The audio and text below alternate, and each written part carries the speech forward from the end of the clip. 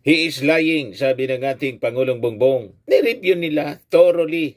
It was reviewed thoroughly, mga kababayan. O ngayon, sabi ni Bersamin, kung may problema ngaya sila, alimbawa lang, may nakita silang blank entries, hindi yun problema ng Palasyo Malacanang kasi yung pinirma ng Palasyo na copy ng budget po, walang blank entry.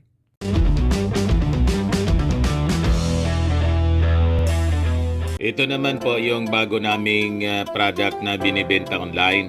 iGlow Serum, whitening po siya. Tingnan ninyo yung epekto sa aking anak na architect before and now. Yung mga inquiries po ninyo, dumiretso na lang kayo sa kanyang Facebook account, Riz Maravillas. Direkta ng inamon mga kababayan ni Executive Secretary Lucas Bersamin si Ongas. Congressman Ongab, i-prove mo niya yung mga claims ninyo, yung akusasyon ninyo, na may mga blank entries sa 2025 national budget. Tinawag mga kababayan ni Bersamin na imbento lang, gawa-gawa. It's a spin mga kababayan para siraan lang yung ating Pangulong Bongbong Marcos sa ating analysis. Sa tingin natin, itong mga kalaban ng ating Pangulong Bongbong Marcos na hindi man nga po inaano, ay gumawa ng kwento po para siraan yung ating Pangulo. May nagpapakalat na mga kababayan ng mga panawagan, impeach BBM na. Ang dapat ma-impeach si Sara Duterte. Ngayon, gumawa kayo, nagtay-tay kayo ng kwento para tapatan yung impeach Sara, impeach BBM na ngayon. Sino man maniwala sa inyo? Pinagluloko lang ninyo yung mga sarili ninyo. So ito ngayon mga kababayan, ang sabi ni Executive Secretary Lucas Bersamin, i-prove mo niya yung mga sinasabi ninyo na may mga empty and may mga blank entries sa budget. Tama, dali na ninyo sa Supreme Court para magkaalaman na lahat kayo satsat. Daldal lang kayo ng daldal. Yung oras ninyo, inubos na lang sa kakaisip ng masasama laban sa ating Pangulong Bongbong Marcos. Ito si Congressman Ongab pala. Alipores ni Digong.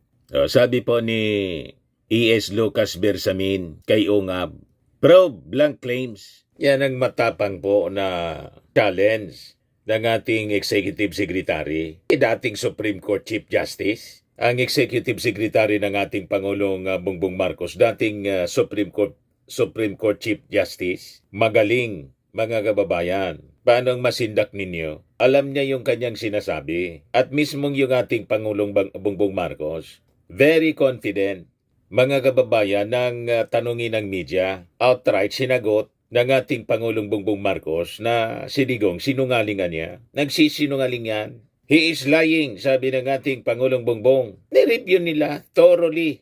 It was reviewed thoroughly, mga kababayan.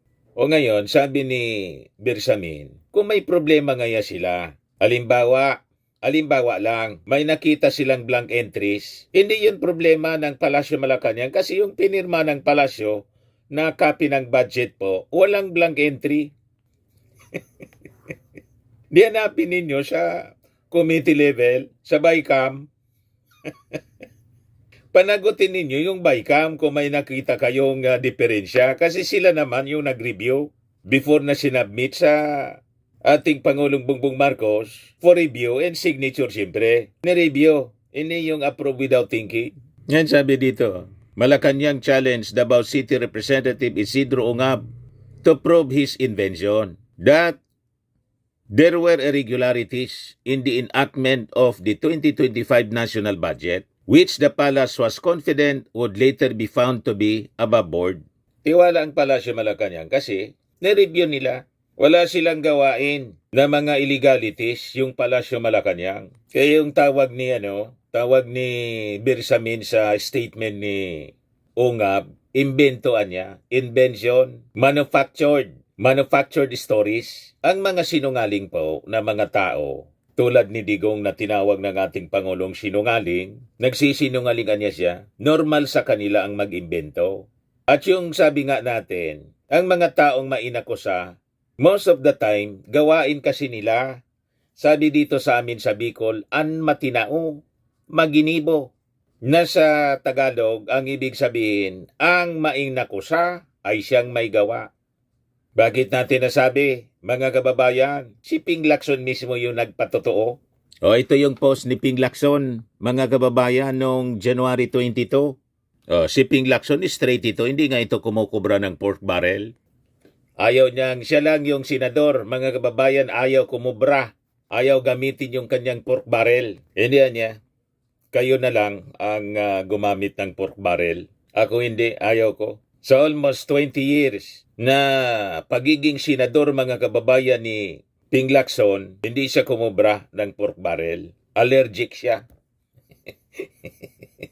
O siya na mismo ang nagsabi. Ano sabi ni Ping Lacson? The BICAM report containing blank appropriations and reportedly signed by the Bicameral Conference Committee members looks like a repeat of the 2019 GAA or GAA when former President Rodrigo Duterte vetoed 95.3 billion pesos upon the then Soto-led Senate strong representation after we discovered anomalous entries in the printed enrolled bill that were not reflected in our ratified BICAM report. Kita ninyo, gawain pala nila. Kaya matinao, maginibo. Ang mainakusa daw ay siyang madalas ay may gawa. Gawain, tama yung mga analysis natin. Statement po ito niya, no? Statement ito ni Ping Lacson in reaction po dito sa controversy ng mga inaakusa ni Ungab. Wala manghan dyan yung Palasyo Malacanang. Kasi BICAM level po, nasa level pa ng Kongreso, BICAM report nga po. Yan pala nangyari.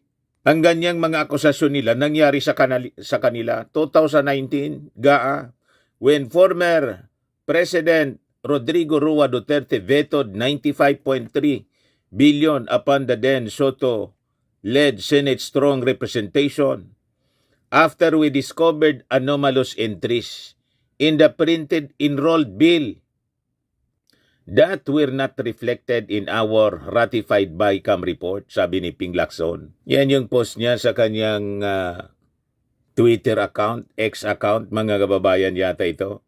O ngayon, the big difference now, sabi ni Ping Lacson, is nobody among the present senators dared and cared to scrutinize the budget documents. Hence, this controversy now brewing. The Filipino taxpayers deserve an explanation. An examination of the enrolled bill printed by the House of Representatives in comparing it with the ratified BICAM report will expose those responsible. Yan Yan ang post, mga kababayan, ni Ping Lacson noong January 22, 2025. So nasa BICAM report level, mga kababayan, kung may diferensya. Tama yung mga statement ng ating Pangulong Bongbong Marcos. Sa amin yung dumating sa amin, wala man kaming nakitang blank entries. Ganon din yung sinabi ni Executive Secretary Lucas Bersamin. Nagpa-press con po si Bersamin kasi walang tigil sa paninira yung kampo ni Digong.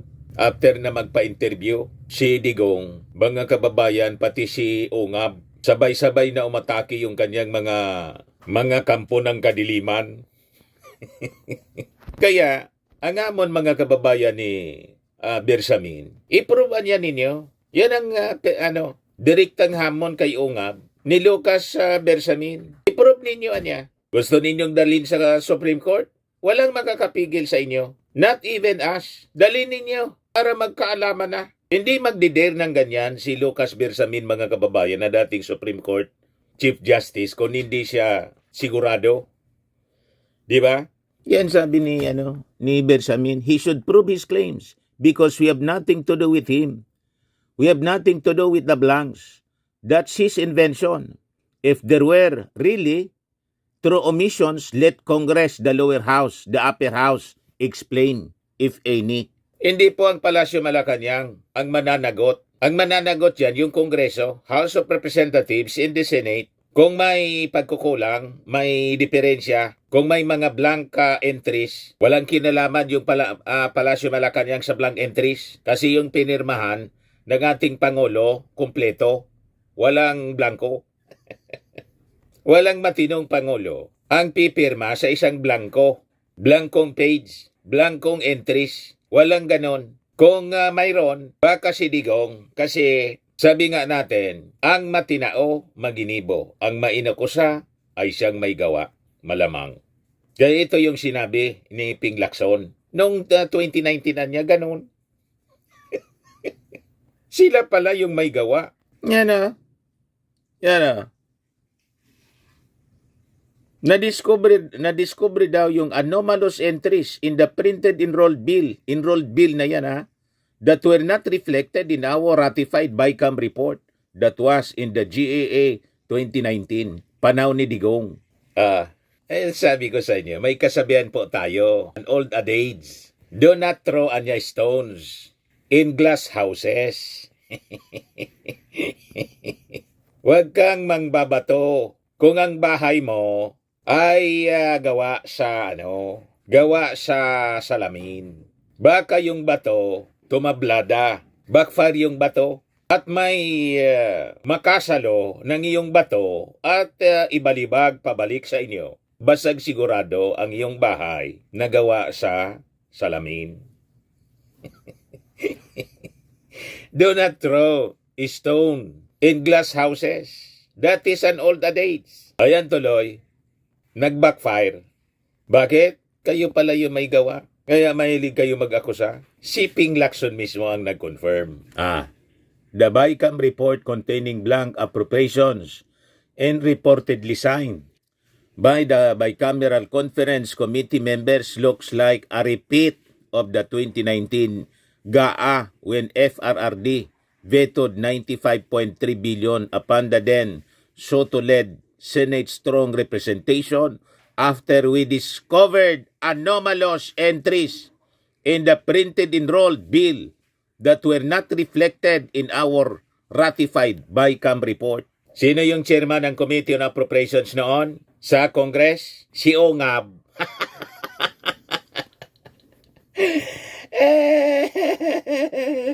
Kaya tiwala yung ating executive secretary. Prove it niya. Patunayan mo ang imbensyon ninyo na may mga blank entries. Yan yung mga page nila po, walang tigil. Ito si Jason Sao. The BICAM scandal.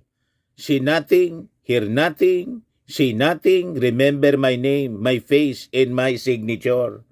Yan ang post niya, mga kababayan. Walang tigil sa propaganda, black propaganda.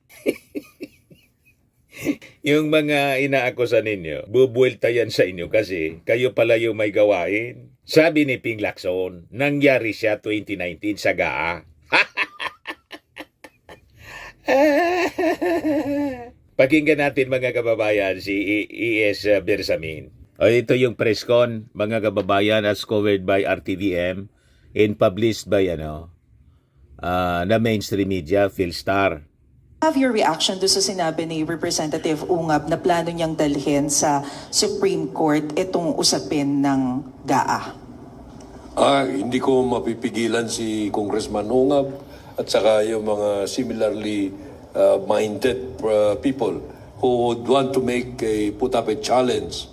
Ang problema natin dyan is hindi kami ang mananagot dyan kung mayroon mang pagkukulang sa bagay na yan dahil BICAM report yan Wala kaming kinalaman sa BICAM report.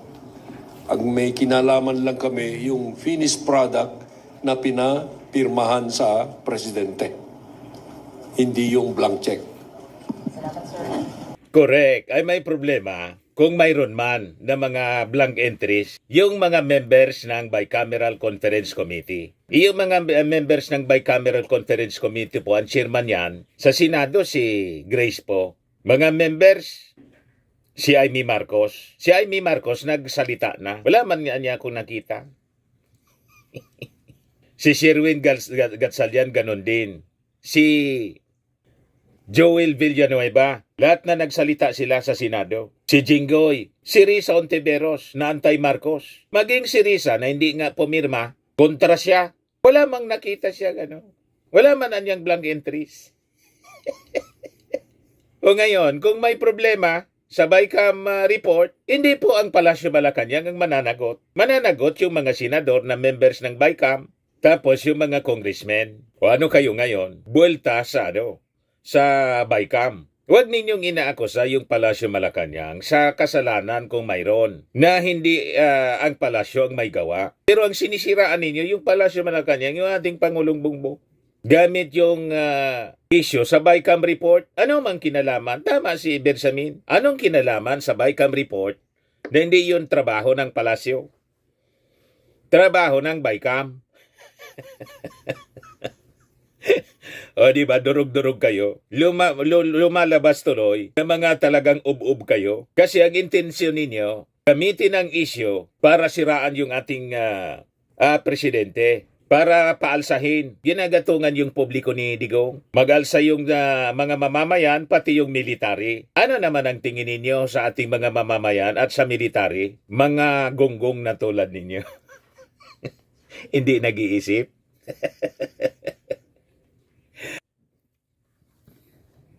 Yan sabi po ni Bersamin, ang problema natin dyan is, hindi niya kami ang mananagot dyan kung mayroon mang pagkukulang sa bagay na yan dahil BICAM report yan. Wala kaming kinalaman sa BICAM report.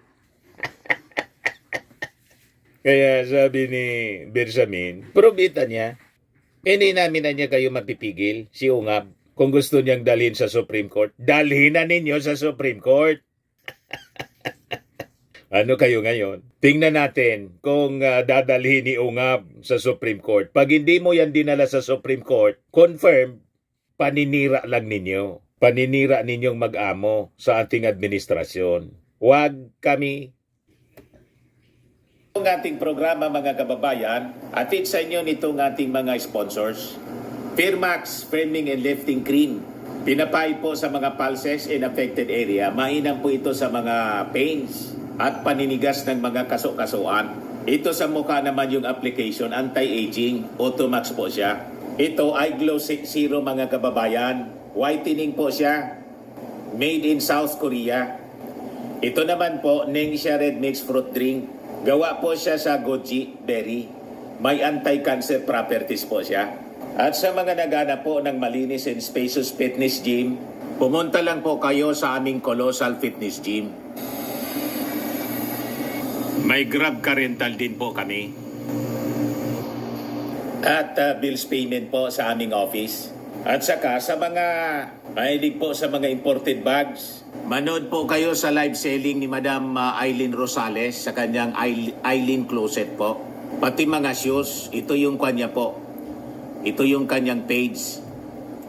Kita ninyo, napakagandang mga online selling po siya. Si Madam Eileen Rosales. Cellphone number niya po, 773-798-7816. Ayos pa, balikan natin mga...